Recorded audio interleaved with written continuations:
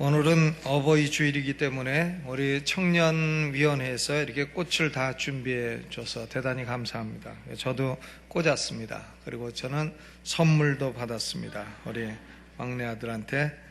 근데 아침에 싼 거 사줘서 미안합니다. 해가지고 손수건을 선물했습니다. 여러분은 받으셨습니까? 오늘 우리 예배에 지난주에 상을 치르신 고 김정재 권사님 가족이 나오셨습니다. 박정선 권사님 사모님이시고, 김용준 집사님 아드님이고, 정은주 집사님 자부, 따님 김주희 집사님 사위, 김형찬 집사님 가족이 나오셨습니다. 잠깐 일어나시면 우리가 박수로 위로의 뜻을 표하겠습니다. 저쪽 자리에 앉으셨네요. 자리에 앉아주시기 바랍니다. 우리 김정재 권사님은 이제 우리 강남중앙침에서 오랜 동안 잠실 5교구를 맡으시고 충성하신 종입니다. 대단히 감사합니다. 그리고 우리 반영진 집사님이 수술 잘 마치시고 오늘 예배 처음 나오셨네요. 잠깐 일어나세요. 박수로 건강 완전히 회복하도록 격려해 주시기 바랍니다. 간 이식 수술을 받으셨어요. 간 경화가 심해져서 따님의 간을 이식하셔가지고 따님도 회복하고, 또 우리 반영진 원장님도 정신과 의사입니다. 네, 완전히 이제 건강을 회복하시고 오늘 나오게 되셔서 대단히 감사합니다. 우리 황영익 권사님이 홍익 여성화가협회의 협회장이 되셨습니다. 그래서 정기미술 전시회를 5월 15일부터 21일까지 종로구에 있는 갤러리 정에서 갖게 됩니다. 여러분 많이 관심 가지시고 참여해 주시면 감사하겠습니다. 오늘은 어버이 주일인데요. 어버이 설교는 내년에 하도록 하고 올해는 예레미야에 관한 말씀을 계속해서 하도록 하겠습니다. 전도자를 위한 실물교육이라 하는 제목으로 말씀을 나누겠습니다. 예레미야가 소명을 받을 때가 나이가 몇 살이냐 하면 19살입니다. 19살 어린 나이에 받았습니다. 그것도 아주 큰 소명을 받았어요. 그러니까 예레미야가 나는 아이라 말할 줄 모릅니다 하니까 하나님이 너는 아이라 그러지 마라. 네가 세상에 태어난 건 19년밖에 안 됐지만 너 태어나기 훨씬 이전부터 내가 다 준비했다. 내가 너를 복중에 짓기 전부터 너를 알았고 너를 구별하였고 너를 선지자로 세웠노라. 이렇게 말씀하셨습니다. 그러므로 젊은 예레미야의 말이라 해도 그것은 사람의 말이 아니요 하나님의 말씀인 것입니다. 9절에 여호와께서 그 손을 내밀어 내 입에 대시며 내게 이르시되 보라 내가 내 말을 네 입에 두었노라 그랬습니다. 내 말을 네 입에 두었노라. 19살짜리가 설교를 해도 그건 하나님 말씀이라는 거예요. 그러므로 아무리 어린 사람이라 할지라도 하나님 말씀을 증거할 때는 무시해서는 안 되는 것입니다. 그런데 예레미야가 증거해야 될 하나님의 말씀은 이중적입니다. 10절에 보니까 10절 읽어보죠. 시작. 보라 내가 오늘날 너를 열방 만국 위에 세우고 너로 뽑으며 파괴하며 파멸하며 넘어뜨리며 건설하며 심게 하였느니라. 앞에 네 단어는 부정적인 겁니다. 뽑으며 파괴하며 파멸하며 넘어뜨리며 심판의 메시지입니다. 그리고 뒤에 것은 건설하며 심게 하였느니라. 이것은 소망의 메시지인 것입니다. 하나님은 이 두 가지 종류의 메시지를 예레미야로 하여금 증거하게 하신 것입니다. 이 두 종류의 메시지는 모두 다 하나님으로부터 온 것입니다. 예수님의 메시지도 언제나 이중적입니다. 회개하고 믿는 자는 영생과 구원이요 회개치 않는 자는 자신의 죄 가운데 죽어 영벌과 심판을 받아 지옥에 떨어지게 될 것이라. 믿으면 천국이요 안 믿으면 지옥이라는 이중적인 측면이 있는 것입니다. 우리 복음을 증거하는 전도자들도 역시 이중적인 메시지를 모두 다 증거해야 되는 것입니다. 마가복음 16장 16절에 믿고 침례를 받는 사람은 구원을 얻을 것이요 믿지 않는 사람은 정죄를 받으리라 그랬습니다. 19살의 젊은 예레미야가 심판의 메시지를 전해야 된다. 이것은 참으로 두려운 일이었습니다. 사람이 메시지를 전할 때에 축복받을 것이다, 축복받을 것이다, 이런 메시지는 전하는 사람도 기분 좋고 듣는 사람도 기분 좋고 누가 뭐라 하는 사람도 없고 두려워할 것도 없고 그렇습니다. 그러나 19살짜리 젊은 에레미야가 이 나라는 죄를 지어 망할 것이다, 바벨론에 쳐들어와 망할 것이다, 바벨론에 항복해라, 성문을 열어줘라, 성문 열어주면 성벽이 무너지지 않지만 안 열면 성벽도 무너지고 망할 거다, 이런 메시지를 전하려 하니까 얼마나 두렵겠습니까? 에레미야가 두려워했습니다. 그러나 하나님은 에레미야를 격려하십니다. 8절에 보니까 너는 그들을 인하여 두려워 말라, 내가 너와 함께하여 너를 구원하리라 그랬어요. 함께하여 구원하리라. 그런데 하나님은 말로만 격려하시는 것이 아니라 실물 교육을 통해서 예레미야를 격려하고 교육하시는 것입니다. 무슨 공부든지 말로만 배우면 금방 잊어먹어요. 머리에 남는 게 얼마 안 됩니다. 그러나 오디오 비주얼, 이런 그 기구를 이용해서 병행을 하게 되면 머리에 많이 남게 되는 거죠. 제가 설교할 때도 말로만 하면 졸다가 닦아먹다가 이렇습니다만은 화면에도 뜨고 이렇게 하면 글로도 나오고 하면 여러 가지가 다 활용되기 때문에 기억에 많이 남게 되는 것입니다. 하나님은 이런 면에서 탁월한 교육가인 것입니다. 오늘 본문에서 하나님은 4가지 실물 자료를 사용하셔서 예레미야를 교육하고 격려하십니다. 첫째로는 살구나무 가지의 교육입니다. 살구나무의 교육. 11절부터 13절을 같이 읽어보시죠. 시작. 여호와의 말씀이 또 내게 임하니라. 이르시되 예레미야야, 네가 무엇을 보느냐? 대답하되 내가 살구나무 가지를 보나이다. 여호와께서 내게 이르시되 네가 잘 보았도다. 이는 내가 내 말을 지켜 그대로 이루려 함이니라. 그랬습니다. 12절까지만 보면 되겠네요. 여호와의 말씀이 예레미야에게 임하여 예레미야야 무엇을 보느냐? What do you see? 무엇을 보느냐? 그러니까 예레미야가 살구나무 가지가 보입니다. 그러니까 하나님이 칭찬하시죠. 참 잘하였도다. 내가 살구나무 가지를 알아보는구나. 살구나무 가지고 사과나무라고 안 그러고, 살구나무를 가지고 쌀나무라고 안 그러고, 살구나무라 했으니 얼마나 훌륭하냐. 저는 이 나무 이름을 볼 때 무슨 나무다 무슨 나무다 맞히는 사람 보면 존경스럽습니다. 이걸 보고 무슨 미루나무다, 이건 떡갈나무다 이렇게 아는 분들 보면 참 어디서 배웠을까? 학교에서는 안 가르쳐 주는데 참 훌륭하다 생각됩니다. 그러니까 하나님도 예레미야에게 살구나무를 알아보니까 참 잘하였도다 하고 칭찬하시는 것이죠. 여러분, 사람을 잘 가르치려면 꾸중부터 하면 안 됩니다. 칭찬부터 해야 됩니다. 그러므로 부모는 아무리 똑똑하고 박사학위 여럿이라도 자식 못 가르칩니다. 왜? 아이고 그것도 모르냐고 먼저 뭐가 나가니까 주먹부터 나가기 때문에, 칭찬보다는 주먹이 나가니까 부모는 선생이 안 돼요. 그러니까 자식은 딴 사람한테 맡겨서 가르쳐야 됩니다. 예레미야의 고향은 어디였습니까? 아나돗이었습니다. 아나돗 사람 예레미야라 그랬어요. 아나돗은 예루살렘에서 동북쪽으로 5km 떨어진 곳이요. 이 아나돗은 거기서 보면 예루살렘의 성벽이 다 보이는 것이요. 아나돗은 살구나무로 유명한 동네입니다. 살구나무는 영어로 알몬드 추리라 합니다. 알몬드를 아시죠? 초콜릿에 넣어서 초콜릿 다 먹고 나면 가운데 남아가지고 씹어 먹으면 고소한 알몬드.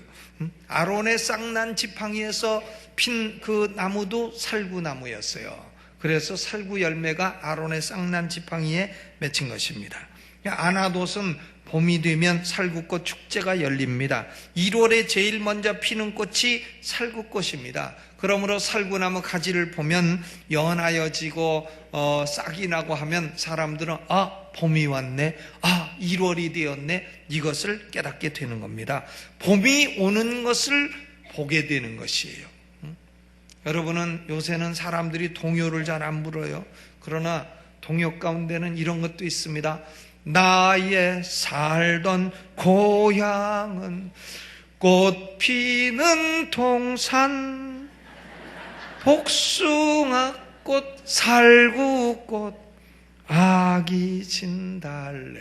노래도 못하면서 왜 부르십니까? 살구꽃 동네가 아나돗이라는 걸 내가 심어주기 위해서 지금 오디오 지금 시스템을 병행을 하는 거다. 그런 얘기예요. 그러니까 아나돗은 살구꽃 동네였습니다. 그러니까 이 살구꽃이 피면 봄이 왔구나 하는 것을 알게 된 것이에요. 이 살구나무의 히브리어는 샤케드입니다. 샤케드. 그런데 지켜본다, watch, 지켜본다 하는 의미의 쇼케드라고 하는 히브리어 단어와 모음만 다르지 자음이 똑같습니다. 그러니까 샤케드나 쇼케드나 다 샤케드는 살구나무요, 쇼케드는 지켜본다 하는 겁니다. 그러므로 하나님이 언어의 유의를 하는 것입니다.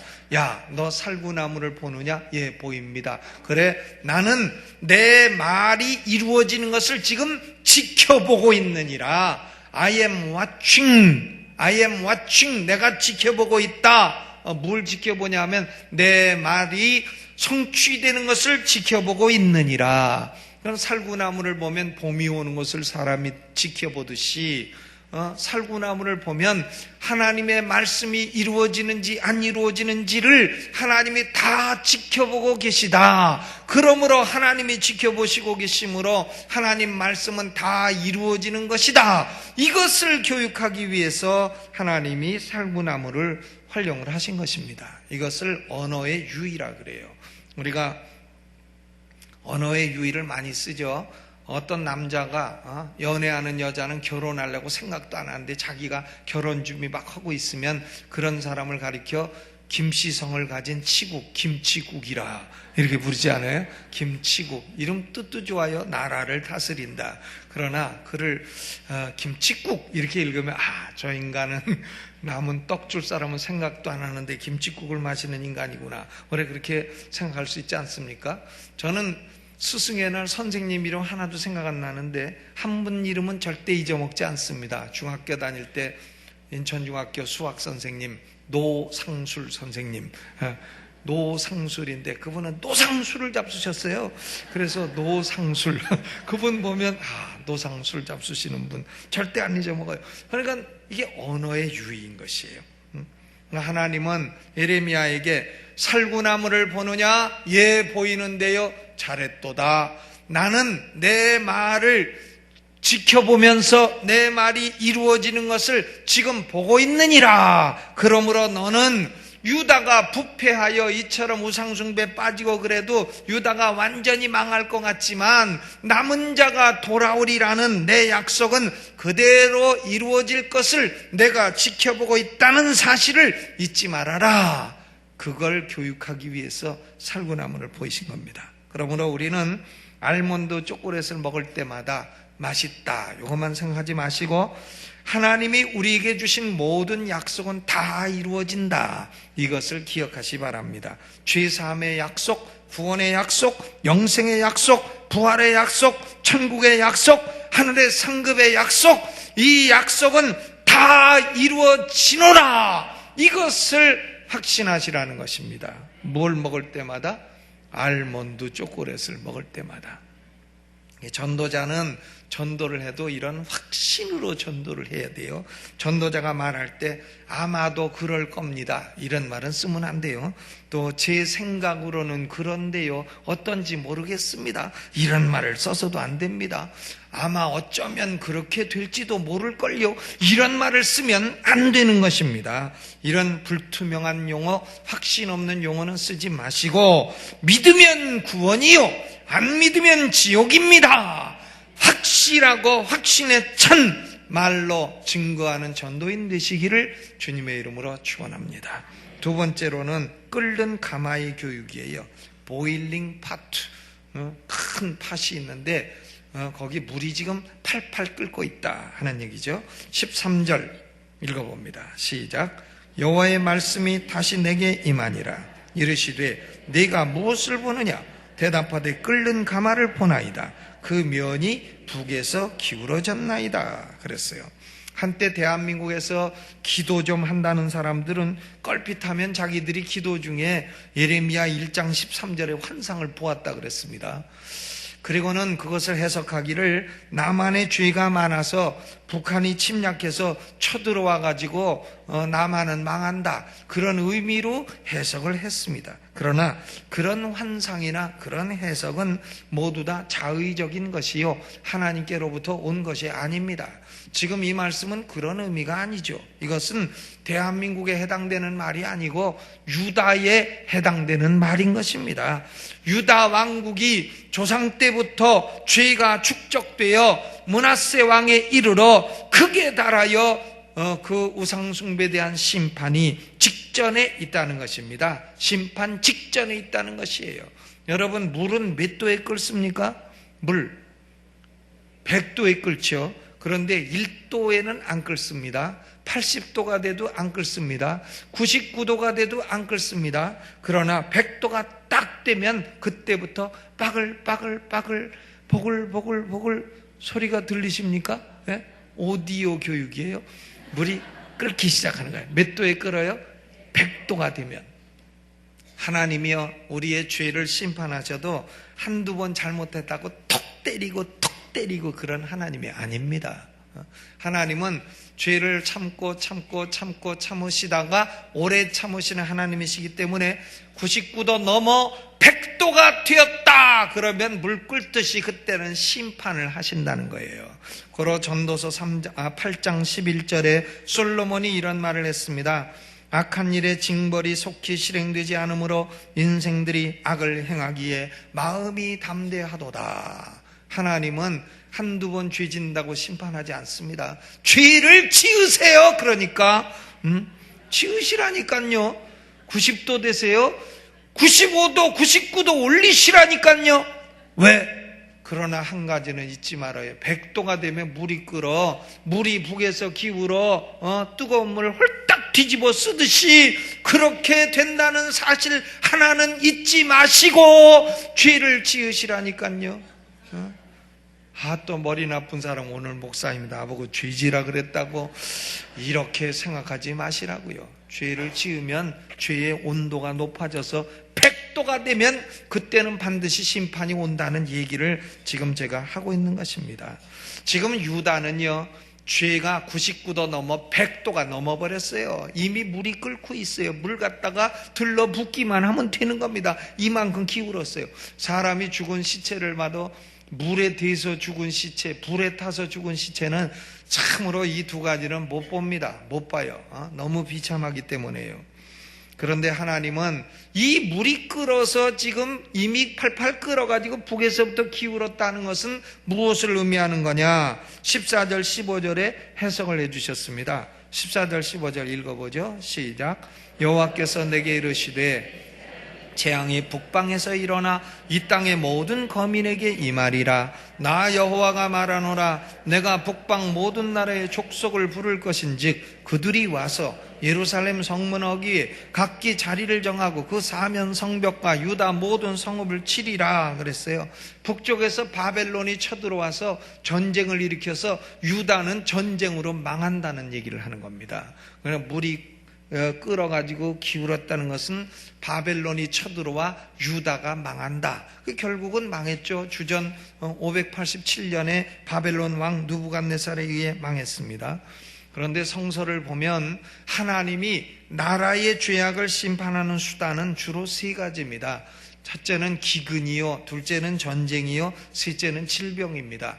기근과 전쟁과 질병으로 나라의 죄악을 징벌하십니다. 세 가지를 다 사용하실 수도 있고 하나만 사용하실 수도 있습니다. 전쟁이 일어나면 기근은 또 저절로 따라오고 질병도 따라옵니다.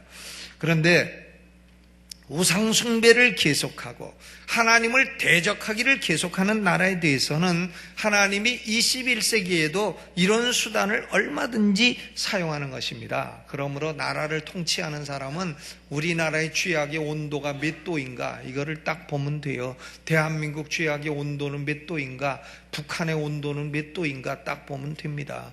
북한은 이미 하나님의 징벌이 많이 시행됐어요. 북한에는 기근으로 징벌을 하시는 것입니다. 북한의 1990년대에 기근으로 말미암아 거의 300만 명이 굶어 죽었다 하지 않습니까? 300만 명이. 그러고도 통치하고는 김정일은 도대체 어떤 인간인지 알 수가 없는 인간이에요. 그런데 지금도 전문가들은 북한의 기근은 올해 6월이 되면 한 차례 심각한 위기가 올 것이고 올해 8월이 되면 최악의 상황을 맞을 것이라 합니다. 그런데 이것은 참 우리가 돕고 그들을 먹여 살리고 싶습니다만은, 그러나 하나님의 징벌이라고 하는 측면이 있는 겁니다. 최근에 북한의 김일성 대학을 나온 시인 한 사람이요, 내 딸을 100원에 팝니다, 이런 시를 썼어요. 여자는 남남북녀라, 북한 여자가 이쁘지 않습니까? 그런데 딸을 어머니가 시장에 내다 가지고 100원에 파는 거예요. 우리 돈 100원. 그거 100원으로 밀가루 사서 먹으려고. 딸 팔아서 100원에 팔아서 밀가루 먹으려고. 그러니까 옆에 있는 사람들이 세상에 무슨 저런 지은 지은이 있나 하면서 막 욕을 하는 거예요. 막 저런 지은 지은이 있나 막 이렇게 욕을 하니까 그 딸이요, 자기 어머니 욕하는 사람 보고 도리어 이렇게 말했다잖아요. 우리 엄마 욕하지 마세요. 우리 엄마는 암으로 죽어가고 있어요. 내가 나를 팔아서라도 우리 엄마 밀가루 먹일랍니다. 이런 것이 바로 그 시의 내용이에요. 이 사람이 사용수라고 하는 시도 썼어요. 쌀 한 가마 훔친 죄로 총탄 90발 맞고 죽은 죄인, 그 사람의 직업은 농사꾼. 이런 내용이 있습니다. 농사꾼이요, 굶어 죽게 되니까 쌀 한 가마 훔쳤어요. 여러분, 사람이 굶어 죽으면 누구라도 훔칩니다. 그러므로 독일에서는 대한민국 법이 독일법을 계수했는데, 독일법에는 이 굶어 죽을 때 훔친 것은 처벌하지 않습니다. 그건 독일어로 문트라우프라 그래요. 문트는 입이란 말이고 라우프는 절도란 말이에요. 그러니까 입으로 먹으려고 절도한 건 처벌을 안 한다는 겁니다. 그건 안 죽이는 거예요. 왜? 너도 굶어 죽게 되면 너는 안 훔쳐먹겠느냐 이거예요. 그러므로 그것은 인간 공통의 문제이기 때문에 그런 건 처벌하지 않겠다는 건데, 북한은 굶어 죽게 된 사람이 쌀 한 가마 훔쳤다고 총탄 90발을 쏘았어. 총탄 90발하고 쌀 한 가마니하고 어떤 게 더 비싼지, 내가 보기에는 총탄 90발이 비싸요. 총탄값 아껴 농사꾼 쌀 먹이자. 저의 표어입니다. 대학 다닐 때는 최루탄값 아껴 경찰 봉급 인상하자. 하도 박정희 대통령이 최루탄을 많이 쏴갖고 그랬는데, 총탄 90발로 쌀 한 가마 훔쳐먹은 사람을 죽였다. 이것이 북한의 현실이에요. 기근으로 하나님이 치고 계신 것입니다. 하나님의 징계가 빨리 끝나고 북한도 열리고 예수 믿고 구원받고 북한에도 우리가 마음껏 쌀을 퍼줄 수 있는 시대가 오기를 주님의 이름으로 축원합니다. 그러려면 김정일이가 회개를 하든지 빨리 죽든지 둘 중 하나예요. 김정일 빨리 죽기를 주의 이름으로 축원합니다. 저는 회개할 가능성이 없기 때문에요. 김정일이 나 빨리 죽이지 않을란가 모르겠네. 자꾸 이런 소리해서 나는 북한 안 갑니다. 나 북한 가면 나 잡아 죽일까봐 안 갑니다. 하나님은 어린 예레미야에게 이런 심판의 메시지를 전하라는 거예요. 어린 예레미야, 19살밖에 안 된 예레미야에게 너는 유다의 죄가 이미 100도가 넘어 하나님이 물을 갖다가 뜨거운 물을 붓듯이 심판할 때가 이미 다가왔다는 것을, 그것을 전하려는 겁니다. 전도자는 예수 그리스도를 믿지 않는 사람이 당할 영원한 지옥 형벌에 대해서도 선포할 필요가 있는 겁니다. 예수 믿으세요, 믿으세요. 예수 믿으면 죄사함 받고 영생 얻고 부활하고 축복받습니다 해도 안 믿는 사람은요, 어떻게 하면 되냐면 예수 안 믿으면 지옥 가서 영원히 형벌 받습니다. 딱 그 얘기도 해줘야 되는 거예요. 아멘. 믿든지 안 믿든지 듣든지 안 듣든지 해줘야 됩니다. 하나님의 진노하심, 하나님의 심판, 지옥의 형벌, 이와 같은 복음 이면의 메시지도 무시하면 안 되는 것입니다. 미국의 요사이에 유명한 조엘 오스틴이라는 설교자가 있는데, 그분은 하나님은 좋은 분이니까 항상 좋은 일만 일어난다 하는 행복한 약속을 얘기해요. 뭐 일면 그런 면이 있습니다만은, 그러나 설교자는 그런 얘기만 하면 안 된다는 거예요. 예수님은 행복한 약속만 말씀하지는 않으셨습니다. 도리어 심판의 메시지를 더 많이 말씀하셨어요. 그러므로 예수님은 대중의 인기에는 아무런 관심이 없으셨습니다. 우리 전도자는 대중의 인기보다도 하나님의 얼굴 표정에 더 큰 관심을 두어야 됩니다. 죄는 온도가 차면 반드시 심판이 온다는 메시지를 증거를 해야 되는 것입니다. 그것이 바로 끓는 가마의 교훈인 것입니다. 세 번째로는 동인 허리의 교육입니다. 허리를 동이는 거. 우리 한복도 참 아름다운 옷이긴 합니다만은 이 일하기가 불편해. 나 한복 입고 족구 못해요. 이번 주에 우리 족구 대회가 열립니다. 많이 오세요. 그런데 한복 입고 족구 대회 하기 어렵습니다. 그런데 유대인의 겉옷도 허리를 딱 동이지 않으면 바닥에 끌려서 일을 할 수가 없어요. 그러니까 유대인들은 혁대를 메고 허리를 동인다 하는 것은 뭘 의미하냐 하면, 이제는 내가 두려움이 없이 열심히 일하겠다고 하는 강한 의지를 말하는 것입니다. 17절을 읽어봅니다. 17절 시작. 그러므로 너는 네 허리를 동이고 일어나 내가 네게 명한 말을 다 그들에게 구하라. 그들을 인하여 두려워 말라. 두렵건대 내가 너로 그들 앞에서 두려움을 당하게 할까 하노라. 그랬어요. 전도자는 두려워하지 말아야 됩니다. 만약에 전도자가 세상을 두려워하고 마귀를 두려워하고 이렇게 되면 어떻게 되느냐, 그 두려움이 그에게 임하게 된다. 전도하는데 어느 집에 가서 전도할 때 보니까 부적이 붙어 있다. 그 사람이 예수 믿고 싶은데 부적 찢으면 벌 받을까 봐 두렵다. 그러면 전도자는 가서 그것을 그대로 북 찢어버리고, 이 부적 찢은 것으로 말미암아 심판이 오면 내게 돌려라, 이렇게 말하세요. 저는 부적 여러 개 찢었습니다마는 내게 돌려라 했지만 안 왔습니다. 안 왔어요. 걱정하지 마시고 다 찢어버렸어요. 귀신 악령들 무서워하지 마시라니까요. 예수 이름이 세지 귀신 악령이 셉니까? 그러므로 우리는 두려워하지 말아야 됩니다. 8절에도 너는 그들을 인하여 두려워 말라. 내가 너와 함께하여 너를 구원하리라. 나 여호와의 말이니라 그랬습니다. 전도자가 두려워하면 어떻게 됩니까? 17절 후반에 보니까 그 두려움을 도리어 자기가 당하게 된다 그랬어요. 당하게 된다. 칼빈 선생은 17절 후반에 대해서 이런 코멘트를 했습니다. 전도자가 비겁해지면 하나님이 전도자를 무가치하게 여기신다. unworthy, 무가치하게 여기신다. 그러므로 세상도 마귀도 그런 전도자를 우습게 여겨 두려움을 준다 그랬어요. 전도자는 마귀를 두려워하지 말고 세상을 두려워하지 말고 전도해야 됩니다. 내가 전도하면 저 사람이 내 말을 거역하면 안 들어주면 어떡하나. 뭐 안 들을 수도 있죠. 내가 전도하면 망신당하면 어떡하나. 망신 좀 당하면 어때요? 내가 전도해서 저 사람이 나를 이상한 사람 보면 어떡하나. 이상한 사람 좀 되면 어떻습니까?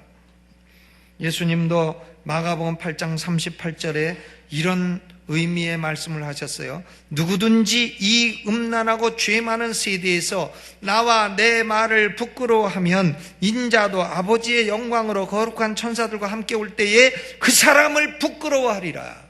교회 올 때 성경책 들고 오는 게 부끄러워서 신문지로 철갑을 두르고 해가지고 앞으로 못 갖고 오고 뒤로 싹 숨기고 오는 분. 예수님이 오시면 그런 사람 부끄러워합니다. 아유, 저 사람은 성경을 부끄러워한 인간이야. 아유, 나도 저 사람 부끄러워. 이렇게 된다는 거예요. 복음 증거할 때 부끄러워서 말 못하는 사람, 그러면 예수님이 재림하실 때 나는 저런 사람 부끄럽다. 저 사람은 담대하지 못하다. 복음 전하는데 담대하지 못하다고 하나님이, 예수님이 부끄러워하신다 그 말입니다. 우리가 무엇인가를 두려워하면 두려워하는 것이 임하게 돼 있어요. 고로 사랑하는 성도 여러분이요, 마음속에 두려움을 없애시기를 주의 이름으로 축원합니다. 욥기 3장 25절에 욥이 이렇게 탄식했습니다. 나의 두려워하는 그것이 내게 임하고 나의 무서워하는 그것이 내 몸에 미쳤구나. 질병을 두려워하면 질병이 올 수가 있고, 사고를 두려워하면 사고가 올 수가 있고, 죽음을 두려워하면 죽음이 올 수 있다는 겁니다. 죽음이 오면 할 수 없는 거죠. 어떻게 해요? 질병이 와도 할 수 없는 거고, 두려워한다고 안 옵니까? 그러므로 우리는 두려워할 이유가 없습니다. 여러분, 하나님의 백성들은 세상도 마귀도 다 두려워하지 마시고, 아침에 허리띠를 맬 때마다, 허리띠를 볼 때마다 두려워하지 말자, 용기를 내라, 나여. 딴 사람 아니고 나여. 여러분 마음에 무엇 두려워하십니까? 두려워하는 거는 오늘 다 밖에 나가 쓰레기통에 버리시고 용기를 가지고 돌아가시기를 주의 이름으로 축원합니다. 네 번째 우리 18절 19절 읽어봅니다. 시작. 보라, 내가 오늘날 너로 그 온 땅과 유다 왕들과 그 족장들과 그 제사장들과 그 땅 백성 앞에 견고한 성읍 쇠기둥 노성벽이 되게 하였은즉 그들이 너를 치나 이기지 못하리니 이는 내가 너와 함께하여 너를 구원할 것임이니라. 여호와의 말이니라 그랬어요. 성읍과 쇠기둥과 노성벽이 교육인 것입니다. 예레미야야, 너는 두려워 말라. 왜냐? 내가 너를 성읍이 되고 쇠기둥이 되고 노성벽이 되게 하였느니라. 왕들도 너를 치고 족장도 치고 제사장도 칠 것이다. 그러나 너는 쇠기둥, 요새 말로는 H빔이라 합니다. H빔이 되어 노성벽이 되어 너를 쳐도 그 사람이 깨지지 너는 안 깨진다. 네가 이긴다. H빔에다가 머리 박으면 그 사람 머리가 깨지지 H빔이 안 깨진다. 너는 쇠기둥 노성벽이니라. 그러므로 왕도 무서워하지 말고 족장도 무서워하지 말고 제사장도 무서워하지 말라는 거예요. 누구도 세상 권세자 누구도 전도자를 이기지 못한다는 것입니다. 여러분, 우리 입술에 복음의 말씀이 있고 우리 마음에 하나님 말씀이 있고 그러면 우리는 누구에게도 지지 않습니다. 우리는 세상이 감당치 못하는 넉넉히 이기는 사람인 줄로 믿으시기를 주님의 이름으로 축원합니다. 최근에 인터넷을 보니까요, 칼로 얼굴을 그었네요, 이런 제목이 있어요. 그래서 누가 또 칼로 얼굴을 그음 당했나 해서 보니까 인도네시아에서 예수 믿는 한 여학교 학생이 학교 가다가 무슬림 폭도들에게 칼로 여기서부터 여기를 이렇게 그었어요. 칼로 이렇게 그어가지고 그걸 꾸며가지고 회복한 자죽이 사진에 나와 있습니다. 참 어이가 없는 일이죠. 21세기 계명천지에 종교 다르다고 칼로 그어요. 세상에 이런 인간들도 있습니다. 그러나 전도자는 이기지 못합니다. 그들은 전도자를 이기지 못해요. 그리스도인을 이기지 못하는 것입니다. 신앙생활은 영적인 전쟁입니다. 전도는 전쟁의 핵심입니다. 마귀와 세상과 죄는 세 가지가 연합하여 복음 증거를 방해합니다. 교회의 전도와 선교를 방해하고 있는 것이에요. 그러나 전도자들이요, 용기를 냅시다. 두려워하지 맙시다. 알몬드를 볼 때마다 하나님의 약속은 이루어진다. 끓는 물을 볼 때마다 죄는 온도가 차면 하나님의 심판이 온다. 허리띠를 볼 때마다 용기를 내고 두려워하지 말자. 쇠기둥을 볼 때마다 나는 하나님이 지키시는 자요, 나와 싸워 이길 존재는 없다. 나는 쇠기둥 노성벽이다. 이것을 확신하시기를 바랍니다. 복음은 구원의 메시지요, 아울러 심판의 메시지입니다. 우리는 둘 다 전해야 됩니다. 나가서 용기 있게 복음을 증거하여 1+3, 한 명이 3명을 전도하자. 몇 명이요? 3명. 3명 전도할 계획이 있거나 기도하는 분 손 들어보세요. 아, 다 들어요. 응? 예, 손 내리세요. 예. 여러분, 전도합시다. 이것이 하나님이 우리에게 맡긴 사명입니다. 전도하면, 전도하고 선교하면, 이번에 페닉스 선교학교 80명 등록했어요. 더 등록하세요. 선교 교육을 받고 전도하고 선교하면 세상이 감당치 못합니다. 내가 너와 땅끝까지 영원토록 함께할 것이라. 이 약속이 이루어져 우리는 견고한 성읍, 쇠기둥, 노성벽 같은 인생이 될 줄로 믿습니다. 기도하겠습니다. 하나님 고맙고 감사합니다. 우리가 어리고 부족하지만 우리 입술에 하나님의 말씀을 두어 세상을 향하여 증거하게 하시고, 우리가 무엇이간데 견고한 성읍이여 쇠기둥이여 노성벽이라 말씀하십니까? 우리는 넉넉히 이기는 자요 실패할 수 없는 인생이요 아버지, 우리는 세상이 감당치 못하는 사람이라 하셨습니다. 예수님이 우리와 영원토록 함께 하시며 세상 끝날까지 함께 하시며 우리가 이기는 자가 되게 해주실 줄로 믿습니다. 마음에 두려움 있는 것은 이 시간 다 버리게 하시고, 아버지여, 우리는 죄악을 지으면 그것은 정한 때가 되면 심판이 오지만 복음을 증거하고 살면 당할 수 없는 승리하는 인간이 되는 것을 깨달아 그런 전도자로 살게 하여 주옵소서. 예수님의 이름으로 기도하옵나이다. 아멘.